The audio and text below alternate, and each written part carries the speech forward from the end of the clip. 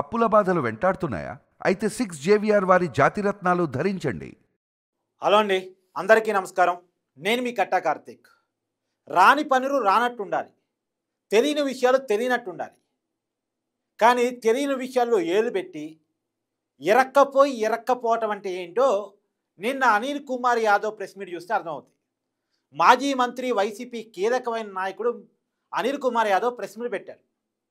మిథున్ రెడ్డి ఏ తప్పు చేయలేదు, చాలా అమాయకుడు, జగన్మోహన్ రెడ్డి గారిని ఇరికించడం కోసం, వైసీపీ కీలక నాయకుడిని ఇరికించడం కోసం ఆంధ్రప్రదేశ్ సారా స్కామ్ అనేటువంటి ఒక కాన్సెప్ట్ రెడీ చేస్తున్నారు అనేది నిన్న మిథున్ రెడ్డి అరెస్టు సమయంలో, ఆయనకి రిమాండ్ విధించి జైలు పంపిస్తున్న సమయంలో అనిల్ కుమార్ యాదవ్ పెట్టిన ప్రెస్ మీట్. అనిల్ కుమార్ యాదవ్ ఒక లెక్కలు చెప్పడం, ఆ లెక్కల ఆధారంగా కొంతమంది జర్నలిస్టులు, వైసీపీ సంబంధిత వ్యక్తులు కొన్ని వీడియోలు చేయటం నాకు నిన్న ఆశ్చర్యాన్ని కల్పించింది. అనిల్ కుమార్ యాదవే తప్పు చేశాడంటే ఈ జర్నలిస్టులకి ఏమైంది? వీళ్ళు పెద్ద పెద్ద జర్నలిస్టులు అని చెప్పుకునే వాళ్ళు ఎలా వీడియోలు చేస్తారు? ఆ లెక్కల ఆధారంగా ఆంధ్రప్రదేశ్లో అది సారా స్కామే జరగలేదంట, కావాలంటే లెక్కలు చూడండి అని చెప్పారు వాళ్ళు. వాళ్ళు చెప్పింది ఏంటంటే 2019 నాటికి, అంటే జగన్మోహన్ రెడ్డి గారు అధికారంలో వచ్చే నాటికి, చంద్రబాబు నాయుడు గారు అధికారంలో దిగే నాటికి ఆంధ్రప్రదేశ్ మధ్య నుంచి ప్రభుత్వానికి వస్తున్నటువంటి ఆదాయం 17,000 కోట్లు. 17,000 కోట్లు. తర్వాత కాలంలో జగన్మోహన్ రెడ్డి గారు అధికారంలోకి వచ్చిన తర్వాత ఈ 17,000 కోట్లు జగన్మోహన్ రెడ్డి గారు అధికారంలో దిగిపోయే నాటికి 25,000 కోట్లు. అంటే 25,000 కోట్లు చేంజ్ చెప్పారు, ఇక్కడ కూడా 17,000 కోట్లు చేంజ్ చెప్పారు. కానీ నేను ఒక అంచనాగా చెప్తా ఉన్నాను. వాళ్ళు చెప్పిన దాన్ని 17,000 కోట్ల ఆదాయాన్ని 25,000కి పెంచాడు. ప్రభుత్వ ఆదాయం పెరిగింది. ఇంకొక వైపు తాగే వాళ్ళ సంఖ్య తగ్గింది. దానికి ఆధారం తాగే కేసులు తగ్గాయి. కేసులు అంటే మందు బాటిల్ కేసులు అంటారు కదా. తాగే వాళ్ళకి వాడికి కొద్దిగా ఐడియా ఉంటుంది, నాకు కొద్దిగా దాని తక్కువ, కానీ ఐడియా. మద్యం కేసులు అంటారు కదా, ఆ మద్యం కేసుల సంఖ్య తగ్గింది. అంటే జగన్మోహన్ రెడ్డి గారి ప్రభుత్వ కాలంలో తాగే వాళ్ళ సంఖ్య తగ్గింది, కానీ మద్యం వల్ల వచ్చే ఆదాయం మాత్రం పెరిగింది అని చెప్పేసి వాళ్ళు చెప్పిన లెక్కలు. ఇది మామూలుగా చూస్తే కరెక్టే కదా మరి. జగన్మోహన్ రెడ్డి గారి పరిపాలనా కాలంలో నిజంగానే ఆదాయం పెరిగింది అని లెక్కలు చెప్తున్నారు అంటే మద్యం స్కామ్ ఎక్కడ జరిగినట్టు? ప్రభుత్వానికి మంచి ఆదాయం వచ్చిందిగా. ఇంకా వాళ్ళు ఏం చెప్తారు? చంద్రబాబు నాయుడు గారి పరిపాలనా కాలంలో రావాల్సినంత ఆదాయం రాలేదు కాబట్టి చంద్రబాబు నాయుడు స్కామ్ చేశాడు. 2023లో చంద్రబాబు నాయుడు గారి మీద కేసు నమోదైంది, మద్యం స్కామ్ విషయంలో కేసు నమోదైంది. చంద్రబాబు నాయుడు అరెస్ట్ అయినప్పుడు జగన్మోహన్ రెడ్డి గారు ఏకకాలంలో 6 కేసులు పెట్టారు. 60 రోజుల కాలంలో 6 కేసులు చంద్రబాబు నాయుడు గారి మీద పెట్టారు. వాటిలో మద్యం స్కామ్ ఒకటి. కాబట్టి చంద్రబాబు నాయుడు గారు మద్యం స్కామ్లో బెయిల్ మీద ఉన్నారు. చంద్రబాబు నాయుడు మద్యం స్కామ్లో జైలుకి వెళ్ళిన వ్యక్తి, కానీ జగన్మోహన్ రెడ్డి గారు మద్యం స్కామ్ చేయలేదు అని చెప్పుకుంటూ వచ్చారు. కానీ ఇక్కడే దొరికిపోయింది ఏంటంటే జగన్మోహన్ రెడ్డి గారి పరిపాలనా కాలంలో దాదాపు 70% రేట్లు పెంచారు. 100 రూపాయల బాటిల్కి 70 రూపాయలు పెంచారు, 170 రూపాయలు చేశారు. 70% రేట్లు పెంచారు. ప్రజలే దానికి కీలక సాక్షులు. జగన్మోహన్ రెడ్డి గారి పరిపాలనా కాలంలో, జగన్మోహన్ రెడ్డి గారి అధికారంలోకి వచ్చిన తర్వాత 2019లో కొత్త మద్యం పాలసీ ద్వారా రేట్లు విపరీతంగా పెంచారా లేదా అంటానికి ప్రజలే సాక్ష్యం. మీరు కూడా కామెంట్ చేయండి. ప్రజలే ప్రత్యక్ష సాక్ష్యం. అంటే ఈ లెక్కన 2019 నాటికి 17,000 కోట్లు ఉన్న ఆదాయం 70% పెంచడం అంటే అది 29,000 కోట్ల రూపాయల ఆదాయం రావాలి. ఈ 17,000 కోట్ల యాస్టీజ్కి కంటిన్యూ అయినా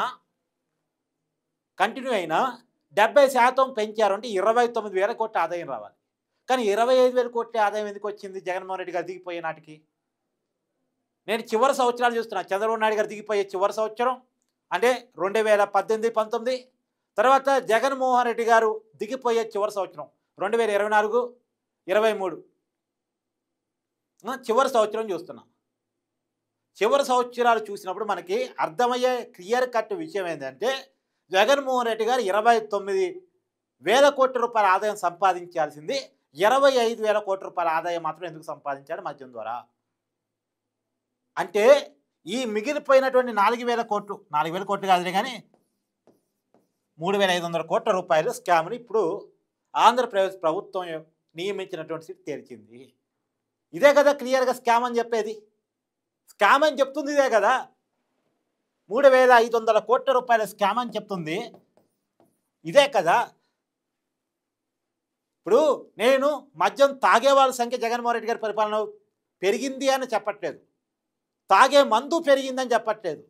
యాస్థితికి అదే ఆదాయాన్ని తీసుకున్నప్పటికీ కూడా 17,000 కోట్ల రూపాయల ఆదాయాన్ని తీసుకున్నప్పుడు కూడా మీరు కూడా క్యాలిక్యులేటర్స్ ఓపెన్ చేయండి. 17,000 కోట్ల రూపాయల ఆదాయం పెరిగింది. అదే ఆ 17,000 కోట్లే యాస్థితి కంటిన్యూ అయినప్పుడు మద్యం బాటిల్ ధర పెరిగింది. 100 రూపాయలు పెట్టి కొనాల్సిన బాటిల్ 170 పెట్టి కొనాల్సిన పరిస్థితి జగన్మోహన్ రెడ్డి గారి పరిపాలన కాలంలో వచ్చింది. అంటే ఈ 17,000 కోట్లు 29,000 కోట్లు సంపాదించి పెట్టాలి. కానీ ఎంత సంపాదించి పెట్టింది? 25,000 కోట్ల రూపాయలు మాత్రమే సంపాదించి పెట్టింది. అంటే మిగతా 4,000 కోట్లు ఎవరు ఎత్తకపోయారు? క్యాష్ అండ్ క్యారీ రూపంలో డబ్బులు వసూలు చేసిన వాళ్ళు ఎత్తపోయారు. ఫోన్ పేరు లేకుండా, గూగుల్ పేరు లేకుండా, కార్డ్స్ లేకుండా కేవలం క్యాష్ అండ్ క్యారీ పద్ధతిలో అమ్మిన వాళ్ళు పట్టుకెళ్ళారు. ఆ పట్టుకెళ్ళిన దాఖలానే ఇప్పుడు సిట్ ఎంక్వైరీ చేస్తూ ఉంది. అంటే అనిల్ కుమార్ యాదవ్ క్లియర్గా ప్రెస్ మీట్ పెట్టాడు, మేము స్కామ్ చేశామని చెప్పకనే చెప్పాడు. దాన్ని కొంతమంది జర్నలిస్టులు వీడియోలు తీశారు. వైసీపీ సంబంధిత జగన్మోహన్ రెడ్డిని సమర్థించడం కోసం ఈ లెక్కలు చెప్పే ప్రతి ఒక్కళ్ళు కూడా జగన్మోహన్ రెడ్డి ఇరికిచ్చేస్తున్నారు. జగన్మోహన్ రెడ్డి క్లియర్గా ఇరికిచ్చేస్తున్నారు. జగన్మోహన్ రెడ్డి గారి ప్రభుత్వ హయాంలో స్కామ్ జరిగింది అని. ఈ లెక్క ఎవరూ చెప్పలేదు. ఫస్ట్ టైం నేను చాలా క్లియర్గా వివరిస్తున్నాను. మరి ఆ జర్నలిస్టులకి ఎందుకు మైండ్ రాలేదో నాకు తెలియదు. ఇంకోటి ఏంటంటే అసలు జగన్మోహన్ రెడ్డి గారు ఆదాయం పెంచడం, మద్యం కేసులు తగ్గించడం కాదు. జగన్మోహన్ రెడ్డి గారు చెప్పిన విషయం ఏంటి అంటే చాలా క్లియర్గా చెప్తున్నాను, నేను సంపూర్ణ మద్యపాన నిషేధం చేస్తాను, అసలు మద్యం అనేది ఆంధ్రప్రదేశ్లో లేకుండా చేస్తాను. ఇప్పుడు వీళ్ళు చెప్తుంది ఏంది? జగన్మోహన్ రెడ్డి గారు 4,100 ఉన్న షాపుల్ని 3,500 కుదించేశారు. 3,500 కుదించడం ఏంది? అసలు మద్యం షాపులే లేకుండా చేస్తా అన్నాడు. 3,500 కుదించడం ఏంది? అంటే ఒక 600 షాపులు ఎత్తేస్తే సంపూర్ణ మద్యపాన నిషేధం అమలైనట్ట? సంపూర్ణ మద్యపాన నిషేధం అమలైనట్ట? ఇంకో స్కామ్ చెప్తున్నా వినండి, చాలా క్లియర్గా పిన్ పాయింటెడ్గా రాసుకోండి. కావాలంటే మళ్ళీ ఆ జర్నలిస్టులు మళ్ళీ వీడియో చేయండి. కట్ట కార్తీక్ విశ్లేషణని, అంటే కార్తీక్ అనే కూడా ఒకడు ఉన్నాడు ప్రజలకు సమాచారం ఇవ్వడానికి. ఏది పడితే అది వీడియోలు చేస్తే ప్రజలు వాళ్ళని మాయమాటలు చెప్పి నమ్మించవచ్చు అనుకుంటే ఒకప్పటికి ఇప్పటికి చాలా తేడా వచ్చింది. ఒకప్పటికి ఇప్పటికి చాలా తేడా వచ్చింది. ఇప్పుడు కార్తీక్ అనేవాడు ఒకడు ఉన్నాడు, గుర్తుపెట్టుకోండి. కార్తీక్ అనేవాడు ఒకడు ఉన్నాడు ప్రజలకు సమాచారం కరెక్ట్గా ఇవ్వడానికి, లెక్కలతో ఇవ్వడానికి, వాస్తవాలు చెప్పడానికి కార్తీక్ అనేవాడు ఒకడు ఉన్నాడు. వీడియోలు చేసే జర్నలిస్టులు మీరు ఒకటి గుర్తుపెట్టుకోండి. మీరు ముసుకేసుకొని చేయడం కంటే కూడా ప్రజలకు వాస్తవాన్ని వివరించే ప్రయత్నం చేయండి. సరే, ఇక్కడ మనం లెక్కల్లోకి వెళ్ళినప్పుడు చాలా క్లియర్గా ఇక్కడ అర్థమైంది కదా. ఇంకో విషయం ఏంటంటే ఆంధ్రప్రదేశ్లో అమ్మిన బాటిల్ సంఖ్య, వీళ్ళు లెక్కల్లో చూపిస్తున్నటువంటి బాటిల్ సంఖ్య చాలా తేడాగా ఉంది.